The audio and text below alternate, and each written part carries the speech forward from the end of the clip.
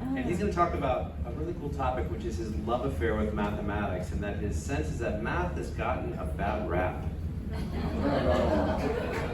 Thank you, Pete. And thank you, Sandy, for, is this a little too loud?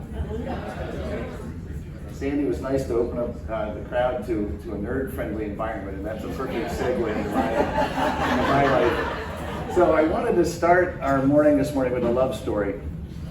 I could have told you I was going to start our morning with a math story, but I thought the love story was a little bit of a better hook. My first memory of mathematics is from second grade, and here's my class.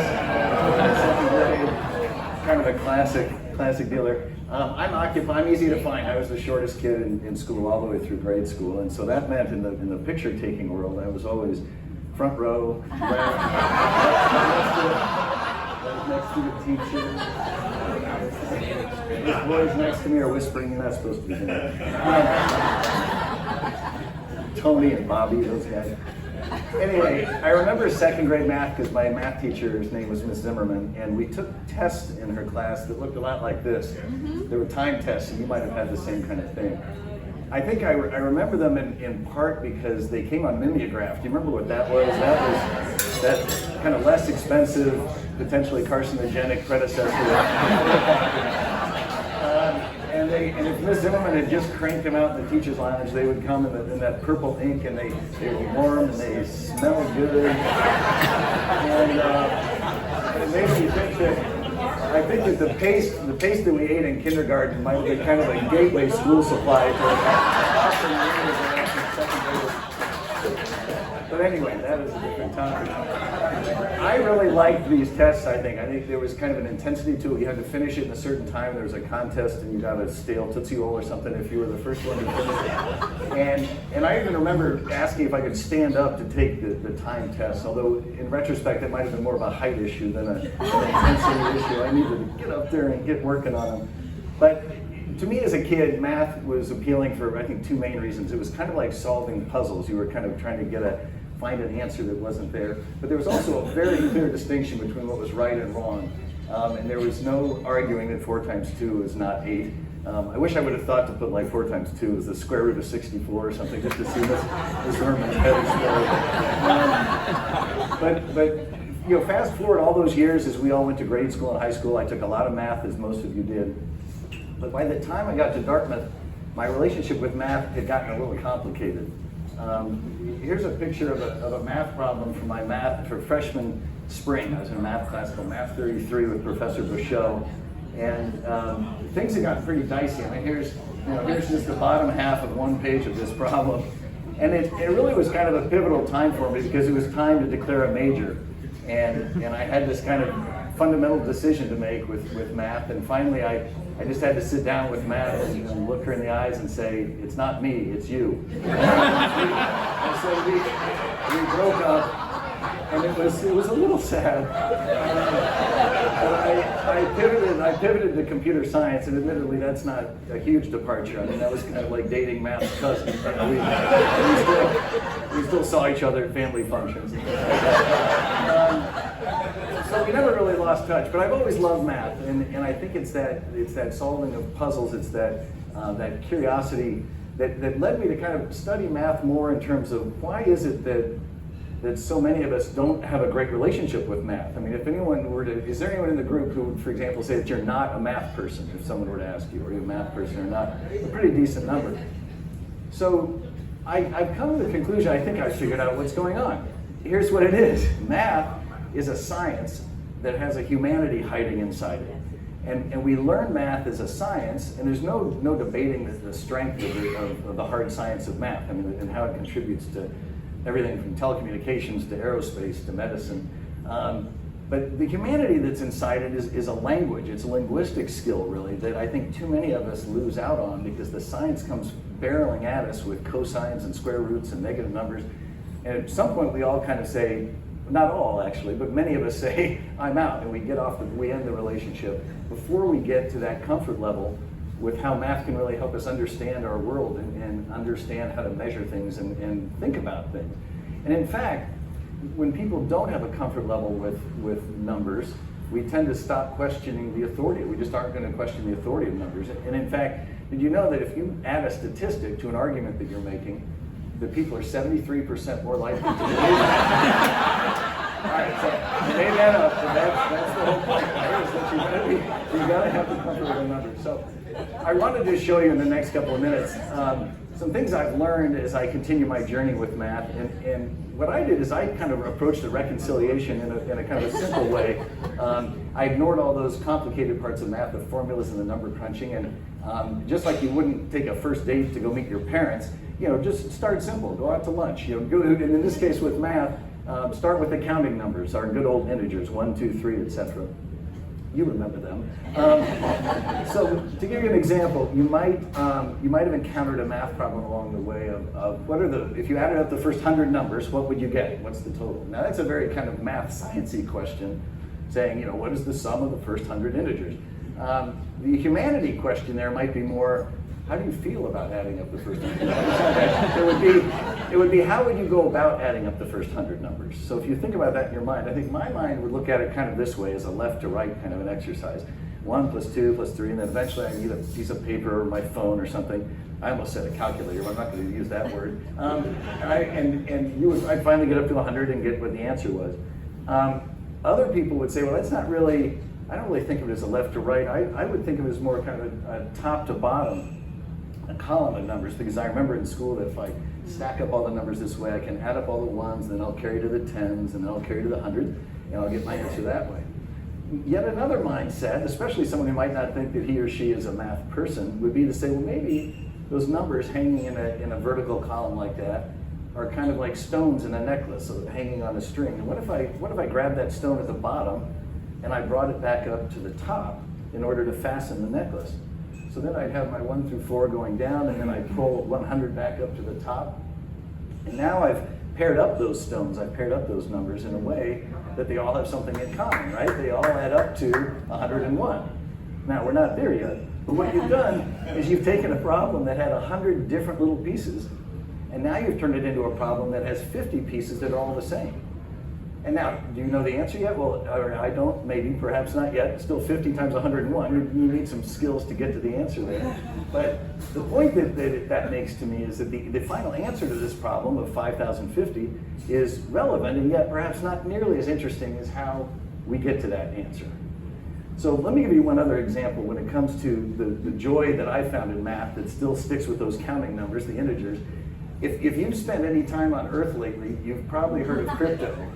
Cryptocurrencies, crypto encryption. The whole idea of encoding or encrypting something just means you're taking something that's private and you're changing it in a way that you're going to make it public, but only in a way so that only the desired population out there can turn it back into its private form to figure out what it is. It dates back to Napoleon and to wars and putting messages into code and so forth. And it's the underpinning of the entire internet and all of the cryptocurrencies. And it might surprise you to know that the mathematics behind encryption in its kind of simplest form is one and the same with our second grade time test. It's taking the time test backwards. And here's what I mean. If you think back to our little time test that we had up there a minute ago, what if I gave you one of the problems, but I gave you the answer and not the two numbers above it? So I said, the answer is 21. What is the question? And you might say, well, I remember from my times table, I know that one, that's 3 times 7.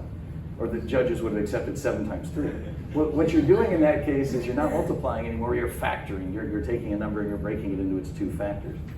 Turns out that factoring gets really hard as the numbers get bigger. So if I gave you a number that was like this one, you'd say, well, okay, times tables, that doesn't help. They didn't go up that high. I think 12 times 12 was the end of the road. But I remember that a number that ends in a 5 is divisible by 5, so I'm pretty sure that's one of the factors, and sure enough, you'd be right. So let's take it to the next level. Here's a number that's a little bit bigger. Times tables, of no use. My trick with 5s, of no use. Any other tricks? 87 in it. Yes.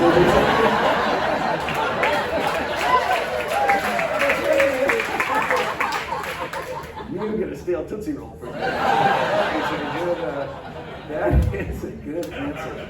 So what you'd find with a number this big is unless you had some other trick up your sleeve, you would either just start guessing, or you'd have to find some other way to figure out what are the 2 numbers that multiply. And I wouldn't expect any of you to call these out because, of course, that's not an easy question to answer. You would probably need a computer or something similar. So to take this to another level, here's a number that has 250 digits, and it was part of a contest in 1991 for decryption, and it was just solved a couple of years ago by some computer scientists who enlisted a group of tens of thousands of computers, and it worked for months and months, and they came up with the answer that this humongous number is equal to this semi-humongous number times this other humongous number. So, interesting? Perhaps. To take it to another level, at the risk of belaboring the point, too late, said the audience, this is a 260-digit number that has not yet been solved. It was part of the 1991 contest. No one has figured out. Now, the people who created it know what it is, because how do you get this? You pick two really big prime numbers, as it turns out, multiply them together, just like we did on our time test, but with a really big piece of paper, and you get this number. But no one's been able to decrypt it and figure out the answer. So that's 260 digits. The internet is based on numbers that are 300 digits and higher. But here's the deal. No one has proven that there is not a better way to solve this than the methods we have. In other words, we have methods we crank away for months and months, and we can perhaps get to this. But the whole point of internet encryption is the idea that there is no better way. There's no shortcut. There's no necklace in my necklace example. But who's to say? No one's proven that there is no such thing. And maybe someone who's pursuing this from a more linguistic humanity point of view might look at this and say, oh yeah, well, what if you broke out the first 10 digits and then you did rows of 10 and then you added this and did, who knows? And if you're that one, if you're that person who does that, not only will you break the internet, but you can steal all the Bitcoin you want. So, now you did not hear that from me. The microphone on that. So in conclusion, I would just say I've had a great journey with math in my life and continue to marvel at the content that's out there on the internet. It doesn't have to be sines and cosines and derivatives and integrals, although I still kind of love those secretly. But I would encourage you, if you ever had a messy breakup with math in your life, reconciliation is possible, and I would urge you to get back together. Thank you very much.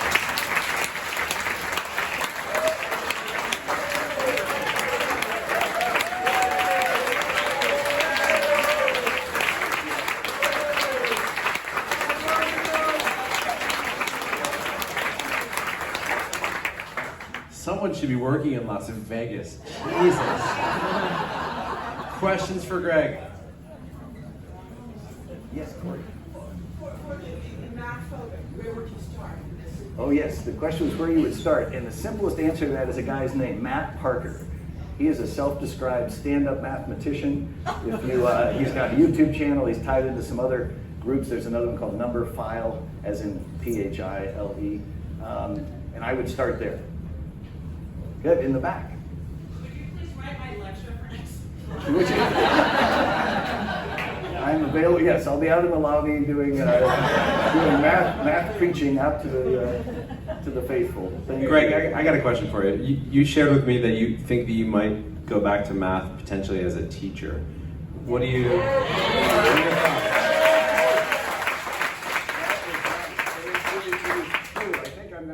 I've got to kind of finish out my computer science career that I have here, and yet I think there's an end to that still has me living a little bit longer. And I love the idea of potentially going back and tutoring or teaching at some level, especially at that level where I think a lot of the breakups happen. I think the seeds of discord kind of can start happening in middle school, high school age. And I would love to maybe be able to play a role to kind of help people. And again, the hard science of math is not for everyone. It's not that has to be drilled in, but I want to have people hang in there a little bit longer on that fluency side, and that would really be great.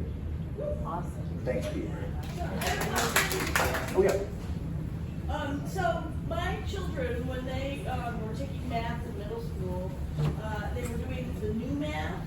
So I would try and help them, but they'd be like, "Mom, you're not doing it right." Yeah. Right. So do you have a comment about that? Yeah, I've seen a little bit of that too. The question was about the new math, that we learn math in a certain way and our kids have learned it potentially in different ways.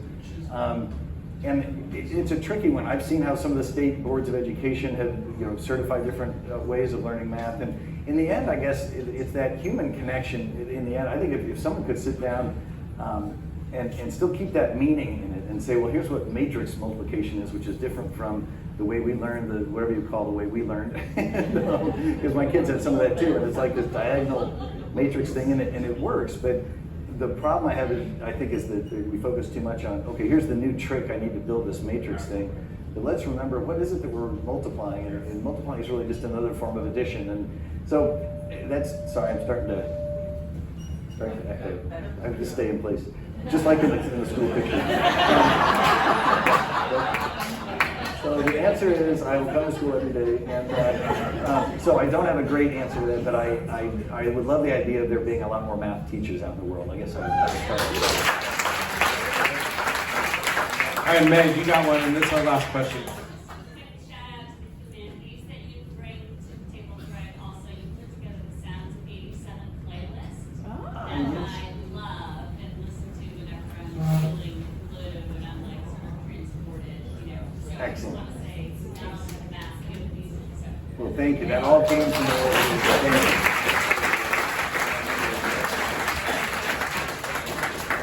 Phenomenal. Okay. Oh, Sarah, go ahead. Last question. It's on Spotify, but I'll be selling copies in the lobby. We'll catch up. Yeah. I was just gonna say, Greg, you need to teach teachers like that. I'm a reformed teacher. I'm a teacher who works with those teachers, and that's you bring the joy to the teachers. Because if teachers feel that way about doing math, the kids will feel that way. That's an even better answer to that question. So thank you, Kelly. Greg, why were 5 and 6 afraid of 7? Everybody, 7, 8.